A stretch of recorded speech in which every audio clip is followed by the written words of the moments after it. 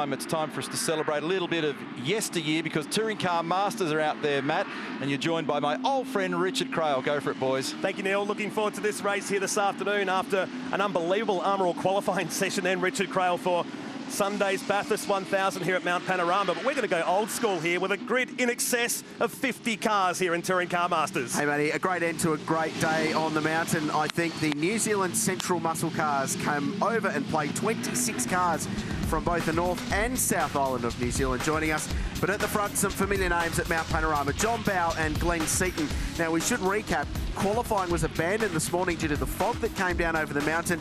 This grid is based on practice times from yesterday. There are some of the New Zealanders whose sum total of experience at Mount Panorama, 7 laps. That's all you need. Why not? Just into it green? Going from two experts like us up here. Yeah, it was very foggy here this morning, so we got some faster guys mixed up with the Central Muscle Cars that have been brought over for a bit of Anzac spirit this weekend at Mount Panorama.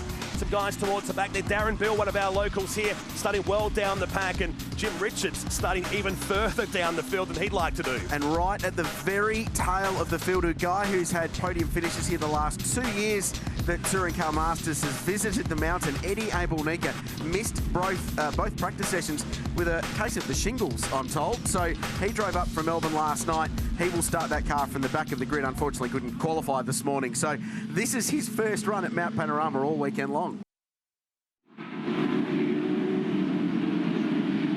It was a whole lot of fun here a couple of years ago at Bathurst, and it sets to kick off after this, which I'm really looking forward to. Over 50 cars coming down and rolling starts, Richard Crail.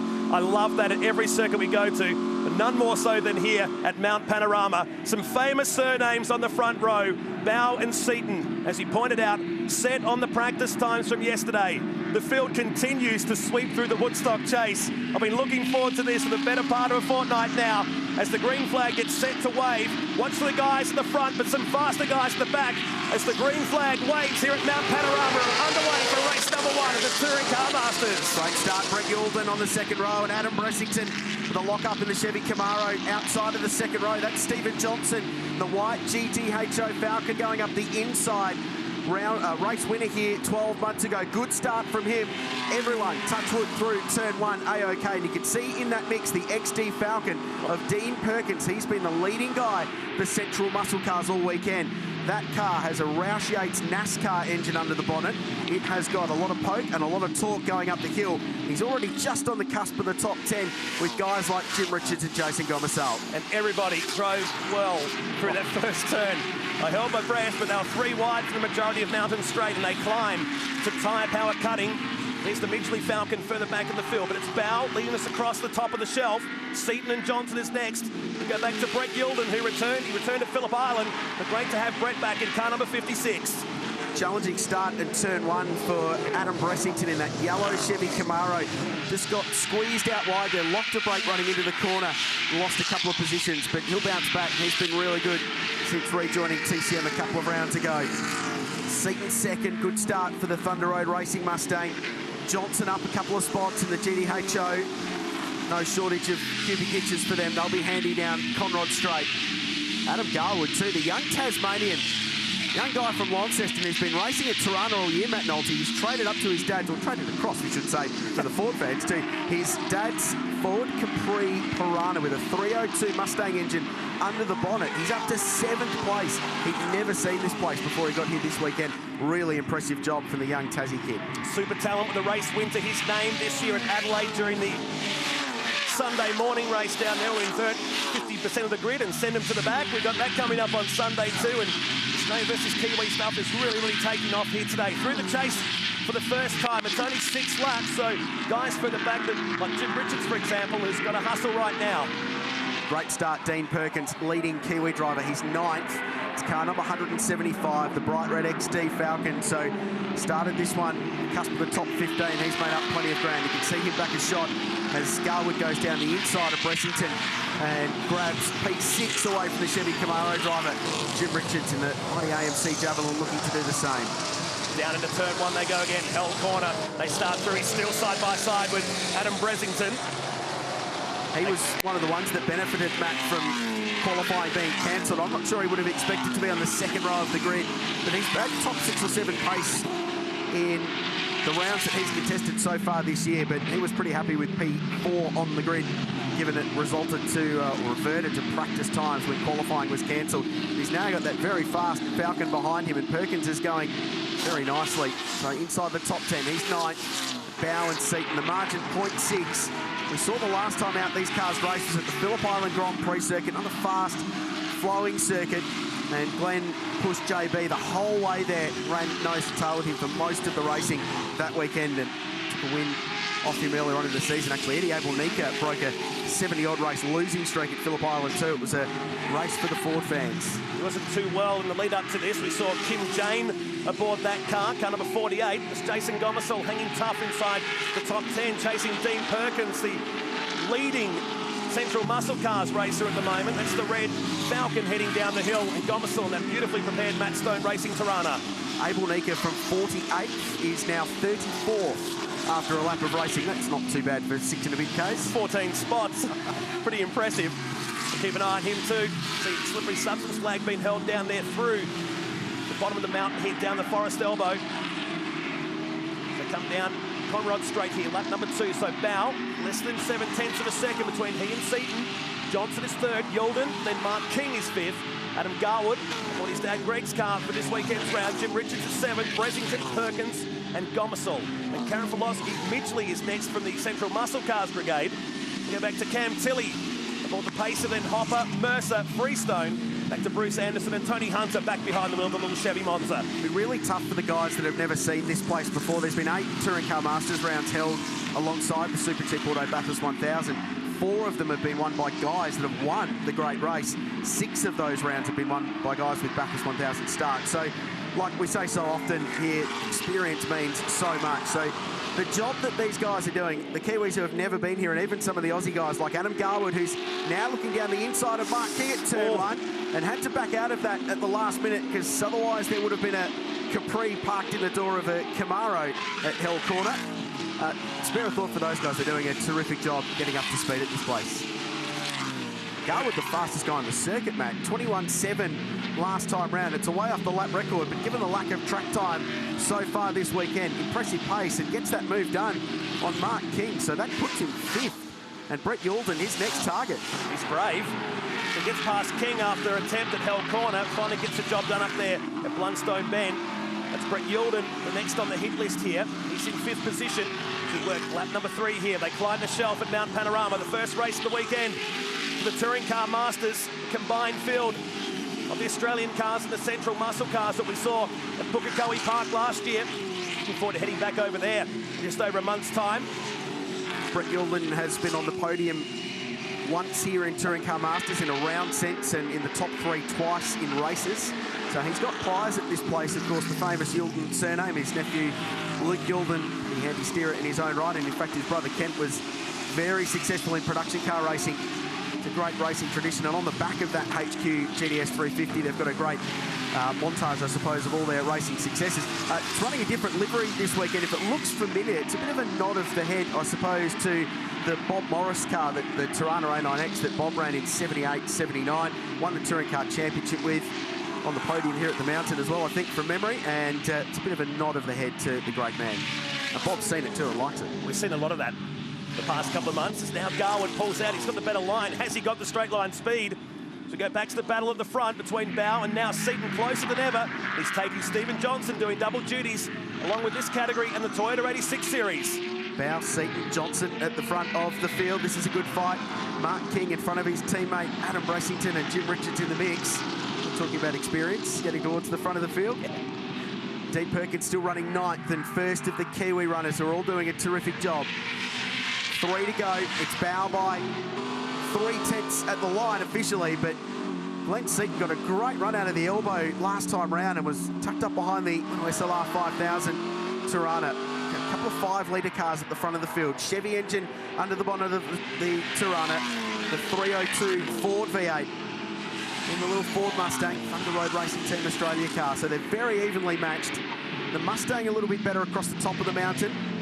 Tirana with a shorter wheelbase. It's pointy, turns in really well. Of course, it's got a capable driver behind the wheel. Totally. Quickest last time round with a 20.5. Garwood sideways coming through Griffin's Bend. Nothing between first and second now as they climb the shelf. Lap 4 of 6 here. Johnson just sitting back at the moment. You could see him in Mustang Sally last year. That car could potentially be back in the future. We support this awesome Pete Gagan tribute car. Doing a fine job this year. Yeah, the Super Falcon. Steve Macarius, when he put this program together at the start of the year for Stevie J to drive that car, decided they needed a nod to the past. This was the chase last time round, and this is Adam Garwood. He's a race winner this year, but they've come in the reverse grid TCM races that we have as part of the weekend. This is on absolute sheer pace and merit, and the little Capri turns out really well suited to Mount Panorama, driven brilliantly. Young Tasmanian.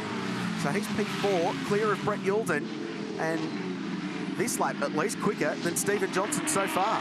Bow straight on the defensive because he knows he hasn't got the legs here.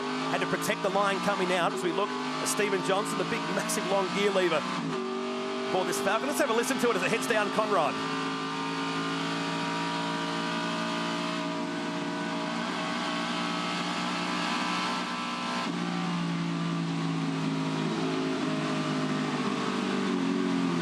Rare in this age of aero where you hear a car lifting over that hump on Conrod Straight. It's like the classic races we've been watching all week in the lead up to the motor race. A big lift as the car gets light before the chase. You and I both lifted up in the commentary box when he did that too. Down to Murray's, the end of lap number 4. So closing stages still going on here in the minors as Bressington goes back down the inside. We saw Andrew Medicki drive this car for the Bob and Sharon Middleton team for a long time, and then Bob jumped back behind the wheel, and now Adam Bressington is the regular seat warmer, if you will, in this car heading down to Hell Corner, and Jim Richards is not prepared to give the spot up here. Second time in 2 laps they've done the old over and under at Murray's, and then they're side by side into Hell Corner. Nice move, good bit of racing between those two. So Garwood, again, fastest car on the racetrack, 19.3 last time round. He is on the tail of Stephen Johnson. It's a 4-way battle for the lead. A little bit of lap traffic to deal with now as well. And Seaton got that as we were looking down the field. So Seaton goes to the lead. So they come into some of the central muscle cars now. And we expected this a little bit earlier. And this is the reason why. Watch this coming out. Oh, he's held up by traffic, and that's allowed Seaton, who had stronger legs. He got balked heading up Mountain Straight, and Seaton took the lead. Bit of a friendly fire from a fellow Tirana driver there, Nolte. That's unfortunate for JB. Nothing he could do. The Tirana was doing the right thing, trying to get out of the way. JB zigged when he should have zagged, and Glenn Seaton was ever the opportunist and cruised on past and grabbed the lead in the Mustang. Sometimes you win, sometimes you lose. Absolutely. Usually Bow's the master of protecting the racing line, but not this occasion. But hey, it spices the race up here with 2 laps to go as they head down through the dip up. Glenn won here in 2011, driving an XB hardtop his first year in Touring Car Masters. Stepped out of the category for a little while. He's helping to foster son Aaron's career. He's doing a terrific job running in the Toyota 86 series. So much like his old man behind the wheel as well. It's scary when they've got the same helmet and the same eyes. And there's drama.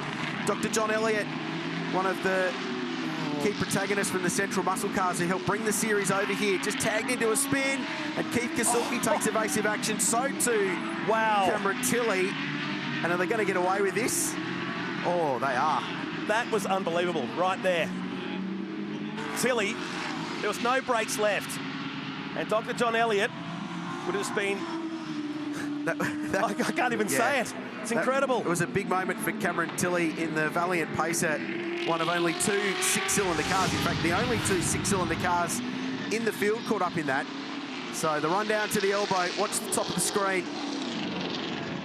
Let's look the rears. Did it hit the wall? Might have just glanced the wall on the inside as they were the right-hander.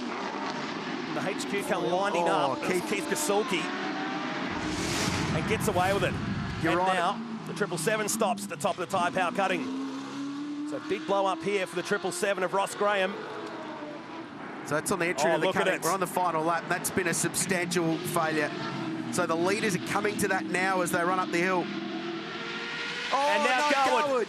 So that engine's blown on the run up Mountain Straight, and it's dropped oil clearly on the run into the Griffin's Bend at the top of Mountain Straight. Yellow flags flying. So Garwood just locked his rears and spun. Nothing he could do about that. The experienced hands at the front of the field dealt with it just fine. And hopefully now everyone's aware of that. Oh, watch this. Richie's going to just explode right in front of the camera here.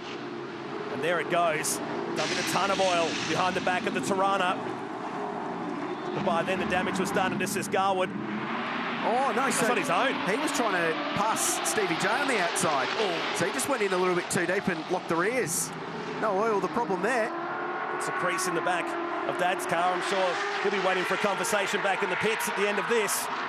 Spins himself out of a good position, though. Naturally dropped a bunch of spots of that, trying to deal with that there. But good heads-up driving from the leaders to get through the oil on the road.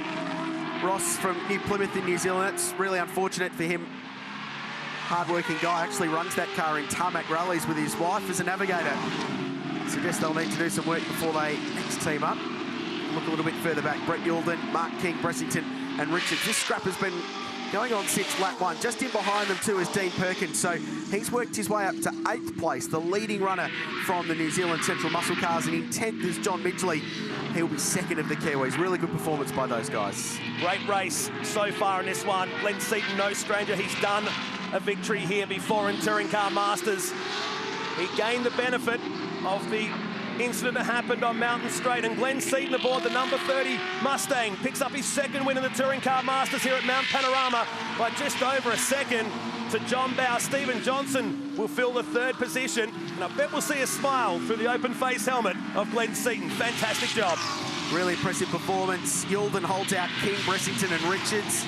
That fight for 4th, 5th and 6th and 7th. Perkins 8th, Gomersal 9th in the A9X Tirana. And there's Adam Garwood, still probably driver of the day for me. Fastest lap of the race, fighting for P3, the young guy. He would have learned a lot in that race. He's an impressive young man and be one to watch in the future.